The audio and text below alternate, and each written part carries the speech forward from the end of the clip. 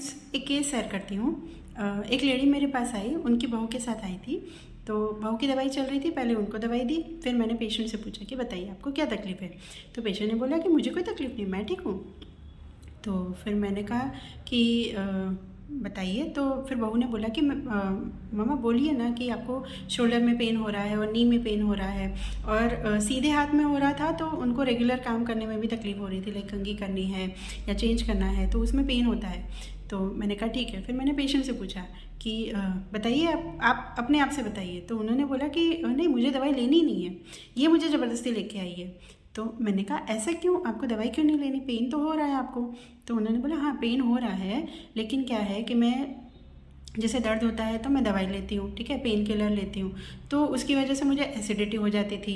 और फिर अभी बीच में किसी ने मुझे दवाई बताई थी और पता नहीं क्या कैसी दवाई दे दी थी, तो उससे तो मुझे पूरे बॉडी में रैश हो गए थे, खुजली हो रही थी। तो तब से मैंने दवाई लेना ही बंद कर दिया, मतलब पेन होगा तो भी मैं दवाई तो नहीं लेती हूँ।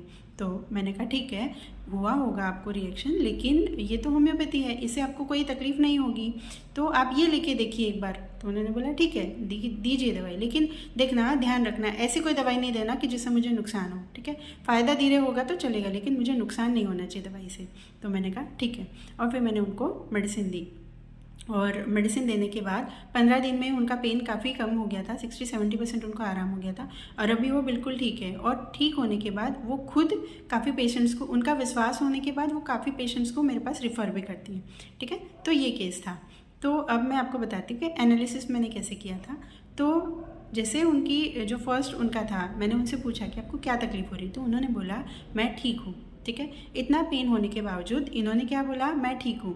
तो सिंपल रूब्रिक है हमारे पास, well says when very sick. Pain था लेकिन उन्होंने बोला मैं ठीक हूँ, ठीक है। और उन्होंने क्या बोला, सेकंड क्या था उनका, मुझे दवाई नहीं लेनी है, ठीक है, ये मुझे लेके आई है। तो this is refusing to take medicine, है ना। और जब इसका वाय पूछा, क्योंकि अगर कोई भी पेशेंट मना करता है तो उसके पीछे का वाय होता है। रिफ्यूजिंग टू टेक मेडिसिन में बहुत सारी मेडिसिन है, लेकिन सब मेडिसिन का वाय अलग है, ठीक है। तो मैंने इनसे पूछा कि आपको क्यों दवाई नहीं लेनी, तो इन्होंने बताया कि मुझे साइड इफ़ेक्ट हुआ था और इस वजह से मुझे दवाई नहीं लेनी, क्योंकि मैं दवाई लेती हूँ तो मुझे नुकसान कर जाती है, ठीक है। तो रूब्रिक है हमारे पास, फियर ऑफ बीइंग पॉइजन, मतलब अगर मैं दवाई लूँगी तो मुझे नुकसान कर जाएगी, मुझे रिएक्शन हो जाएगा या मुझे कोई साइड इफ़ेक्ट हो जाएगी, तो वो पॉइजन वाली फील होती है उनको, इसलिए उनको डर रहता है, इसलिए वो दवाई नहीं लेना चाहते, है ना। और जो लास्ट में उन्होंने बोला कि मुझे दवाई नहीं लेनी है, लेकिन आप दे रहे हो तो ध्यान से देना कि कोई नुकसान ना हो, ठीक है। तो ये टॉकिंग ऑफ बिजनेस भी हम ले सकते हैं, ठीक है।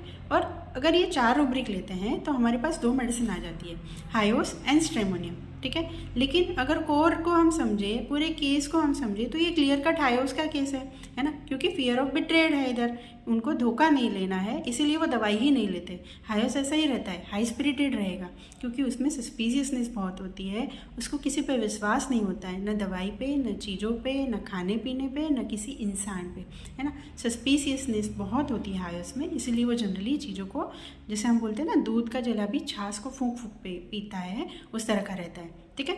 तो इनको हायोस चीज़ और मैं ऐड करना चाहूँगी, लाइक अगर आप मेरे वीडियोस देखते हैं तो मैंने 2-3 केस शेयर किए हायोस के, लाइक कॉन्स्टिपेशन का भी है और एक्यूट कफ एंड कोल्ड का भी है, और ये जो था शोल्डर पेन और नी पेन का था, है ना।